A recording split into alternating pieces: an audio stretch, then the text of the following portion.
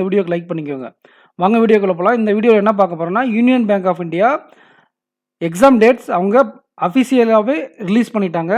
இதுக்கு முன்னாடி நம்ம அக்டோபர் மாதம் இதை பாருங்கள், அக்டோபர் மாதம் நம்ம ஒரு டேட் கொடுத்துருந்தோம். அப்ராக்சிமேட்டாக இந்த டேட் தான் இருக்கும் அப்படின்னு சொல்லிட்டு 23 அக்டோபர் 23 நம்ம சொன்ன டேட்டு 5, 7, 8.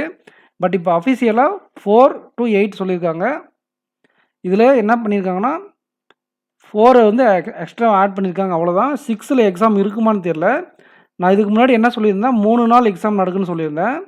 பட் எக்ஸாம் டேட்ஸ் 10மான்னு தெரில. ஸ்லாட்ஸ் இந்தியன் பேங்க் மாதிரி ஏதாவது பிரச்சனை இருக்கும் போல், அதனால் ஒரு டே எக்ஸ்ட்ரா போட்டிருப்பாங்க போல். சில ஸ்டேட்டில் ஹை வேக்கன்சிஸ் இருக்கிற இடத்துல, சென்டர்ஸ் கம்மியாக இருக்கக்கூடிய இடத்துல இந்த மாதிரி ஸ்லாட் டேட் பிரச்சனை வந்திருக்கும். அதனால் ஒரு டே எக்ஸ்ட்ரா போட்டிருப்பாங்க போல்.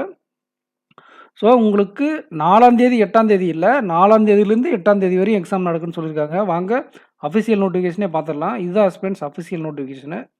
இதில் என்ன சொல்லியிருக்கான்னு பாருங்கள், 4லேருந்து 8 போத் டேஸ் இன்க்ளூட்.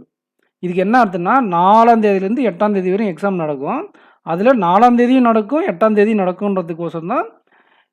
அதாவது இங்கே இன் பெட்வீன், எல்டு பெட்வீன் சொல்லியிருக்காங்க இல்லையா. பெட்வீன்னா என்ன அர்த்தம்னா 5, 6, 7ன்னு அர்த்தம். இதுக்கு பெட்வீன் தான். போத் டேஸ் இன்க்ளூசிவ்னாக்கில் அந்த நாட்களும் இன்க்ளூடு. இதில் நான் என்ன சொல்லலை, நான் ப்ரெடிக்ட் பண்ண டேட்டில் 4, 6 விட்டுட்டு 5, 7, 8 இந்த டேட் தான் புக்காக இருந்ததுன்னு சொன்னாங்க முன்னாடி அயனில். பட் இப்போ நமக்கு ஒரு சில ஸ்டேட்டில் சென்டர் பிரச்சனை இருக்கிறதுனால 4ஆம் தேதியும் 6ஆம் தேதியும், 6ஆம் தேதி ஆட் பண்ணாங்களா தெரில, 4ஆம் தேதி ஆட் பண்ணியிருக்காங்க. ஸோ இது இன்றைக்கி யூனியன் பேங்க் வெப்சைட்டில் அஃபிஷியலாக பப்ளிஷ் ஆன டேட் தான். ஸோ இதை நீங்கள் நம்பலாம். நம்ம இந்த எக்ஸாமுக்கான ஸ்ட்ராட்டஜி வீடியோ ஆல்ரெடி ஆப்டிடியூடுக்கு போட்டிருக்கேன். அதை நான் கமெண்ட் செக்ஷனில் கொடுக்குறேன், நீங்கள் போய் பார்த்துக்கோங்க. இது இந்த ஆப்டிடியூடுக்கும் பிஓ ஆப்டிடியூடுக்கும் என்ன வித்தியாசம், ரெண்டுத்துக்கும் எப்படி செப்பரேட் பண்ணி படிக்கணுன்றது கொடுத்துருக்கேன். அந்த கரண்ட் அஃபேர்ஸ் ஸ்ட்ராட்டஜியும் நான் ஐபிபிஎஸ் பிஓக்கு கொடுத்துருக்கேன். அதுக்கும் இதுக்கும் ஒரே ஸ்ட்ராட்டஜி தான், நீங்கள் அதை அப்படியே அப்ளை பண்ணிக்கலாங்க. ஏன்னா அது நவம்பர் மிட் வரையும் படித்தா இது நவம்பர் 3rd வீக் வரையும் எக்ஸ்ட்ரா படிக்கணும், அவ்வளோதான். சேம் ஸ்ட்ராட்டஜி 2 வீடியோ கமெண்ட் செக்ஷனில் கொடுத்துருக்கேன். ஃப்ரெண்ட்ஸ் லைக் பண்ணலைன்னா லைக் பண்ணிக்கோங்க, வீடியோக்கு சேனலை சப்ஸ்கிரைப் பண்ணிக்கோங்க, உங்கள் ஃப்ரெண்ட்ஸுக்கு ஷேர் பண்ணுங்கள். நான் நிறைய மெயின்ஸ் கண்டென்ட் கொடுத்துட்ருக்கேன் சேனலில், அந்த ஸ்ட்ராட்டஜிஸ் நிறைய கொடுத்துட்ருக்கேன். கரண்ட் அஃபேர்ஸ் வீடியோ சீரியஸ் போயிட்டுருக்கு, அதையும் பாருங்கள். எல்லாம் கமெண்ட் செக்ஷனில் கொடுத்துருக்கேன், யூஸ் பண்ணிக்கோங்க ஃப்ரெண்ட்ஸ்.